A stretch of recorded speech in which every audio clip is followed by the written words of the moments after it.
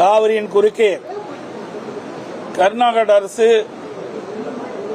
மேகதாது அணை கட்டுவது குறித்து பல்வேறு விமர்சனங்கள் பத்திரிகையிலும் ஊடகத்திலும் வந்து கொண்டிருக்கின்றன. அனைத்து இந்திய அண்ணா திராவிட முன்னேற்ற கழக அரசு இருக்கின்ற காலகட்டத்திலேயே, அதாவது 2018ஆம் ஆண்டே உச்சநீதிமன்றம் காவிரி நதிநீர் பிரச்சினை குறித்து தெளிவான தீர்ப்பை வழங்கியுள்ளது. அந்த தீர்ப்பின்படி கர்நாடக அரசு ஒவ்வொரு ஆண்டும் தமிழ்நாட்டிற்கு உச்சநீதிமன்றம் அளித்த தீர்ப்பின்படி மாதாந்திர வாரியாக கர்நாடக அணையிலிருந்து காவிரியில் தண்ணீர் திறக்கப்பட வேண்டும்.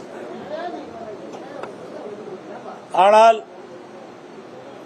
உச்சநீதிமன்றம் தீர்ப்பு வழங்கிய பிறகும் கர்நாடக அரசு ஒவ்வொரு ஆண்டும் குறிப்பிட்ட காலத்தில் காவிரியில் தண்ணீர் திறப்பதில்லை. தமிழ்நாடு அரசு ஒவ்வொரு ஆண்டும் கர்நாடகத்திலே வாதாடி போராடித்தான் தண்ணீரை கர்நாடகத்திலிருந்து தண்ணீரை பெறக்கூடிய நிலை இருந்து வருகிறது. தற்போது புதிதாக கர்நாடகத்திலே முதலமைச்சராக பொறுப்பேற்றுள்ள முதலமைச்சர் அவர்கள் மேகதாதிலே அணை கட்டியே தீர வேண்டும் என்று பத்திரிகையிலும் ஊடகத்திலும் செய்தி வெளியிட்டுள்ளார்கள். இது வன்மையாக கண்டிக்கத்தக்கது. இது குறித்து நான் 31/7/2026 அன்று ஒரு தெளிவான அறிக்கையை நான் வெளியிட்டிருக்கின்றேன். மேகதாது காவிரியின் குறுக்கே மேகதாதில் அணை கட்டப்பட்டு விட்டால் டெல்டா மாவட்டம் பாலைவனமாகிவிடும். தமிழகத்தில் 20 மாவட்டத்திற்கு காவிரி நீர் குடிநீர் ஆதாரமாக விலகிக் கொண்டிருக்கின்றது. இப்படி இருக்கின்ற இந்த சூழ்நிலையில் கர்நாடகத்தில் புதிதாக பொறுப்பேற்றுள்ள முதலமைச்சர் அவர்கள் 2 மாநிலத்திற்கும் நல்லுறவுகளை சிதைக்கின்ற விதமாக இப்படி கருத்தை வெளியிடுவது கண்டனத்துக்குரியது. அதோடு இன்றைக்கு தமிழ்நாட்டில் புதிதாக அமைந்துள்ள தமிழக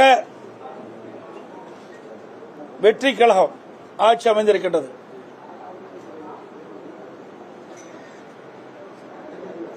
இந்த அரசு மேகதாதில் ஒரு தனி அரசின் தனி தீர்மானத்தை கொண்டு வந்தார்கள்.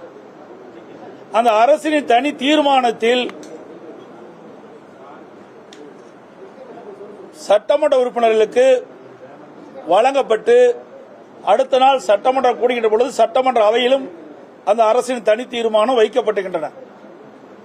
அதை ஒட்டி இன்றைய முதலமைச்சர் திரு ஜோசப் விஜய் அவர்கள் அந்த அரசின் தனி தீர்மானத்தை முன்மொழிந்தார்கள். பிறகு அவருடைய கட்சியினர் வழிமொழிந்தார்கள். விவாதம் விடப்பட்டது. எதிர்வரிசையில் இருக்கின்ற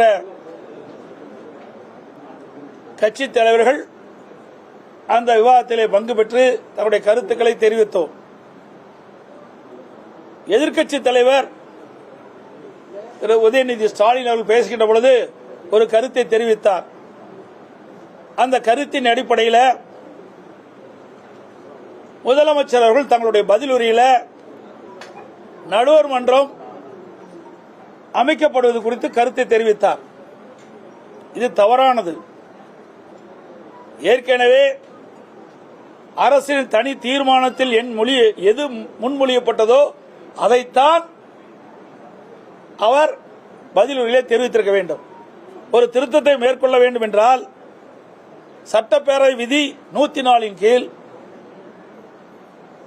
என்ன திருத்தம் மேற்கொள்ளப்படும் என்று அவை தலைவருடைய அனுமதி பெற்று அவையில் முன்மொழிய வேண்டும். பிறகு விவாதத்துக்கு எடுத்துக் கொள்ளப்பட வேண்டும், ஓட்டெடுப்பட வேண்டும். பிறகுதான் ஏற்கனவே அரசியல் தீர்மானத்தில் சேர்க்கப்பட வேண்டும். இதுதான் 104 சட்டப்பேரவை விதி 104 கீழ் தெரிவிக்கப்படுகிறது. இது குறித்து தான் நாங்கள் நீதிமன்றத்தில் வழக்கு தொடர்ந்திருக்கின்றது.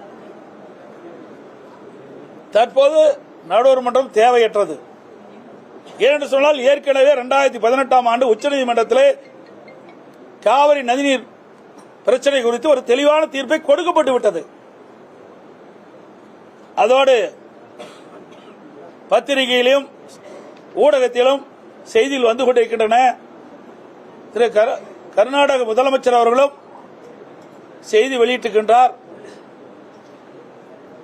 5ஆம் தேதியோ அல்லது 3ஆம் தேதியோ அல்லது 5ஆம் தேதியோ தமிழக முதலமைச்சர், தமிழ்நாட்டுடைய முதலமைச்சர் திரு ஜோசப் விஜய் அவர்கள் கர்நாடக சென்று பெங்களூருக்கு சென்று அங்கு இருக்கின்ற முதலமைச்சரோடு பேச்சுவார்த்தை நடைபெறும் என்று பத்திரிகையில் ஊடகத்திலும் செய்தி வந்து கொண்டிருக்கிறது. இதை தவிர்க்கப்பட வேண்டும்.